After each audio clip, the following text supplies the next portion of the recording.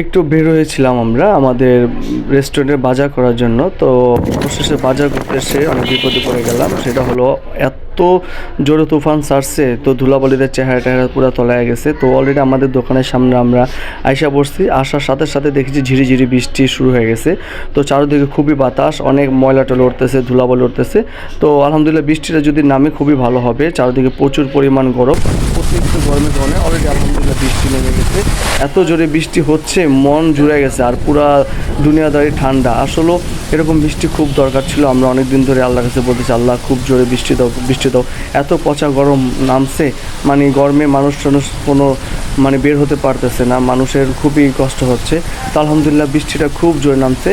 আমরা এখন বৃষ্টি ভিজবো। তো বৃষ্টিতে ভিজার ভিডিওটা তো আপনাদেরকে আমরা দিতে পারবো না। তো আমাদের দোকানের সামনে আমরা দাঁড়িয়ে আছি, দেখেন প্রচুর পরিমাণ বৃষ্টি হচ্ছে। মাশাআল্লাহ বৃষ্টির অনেক পরিমাণ, 1 ঘন্টা পুরো বৃষ্টি হয়েছে আলহামদুলিল্লাহ।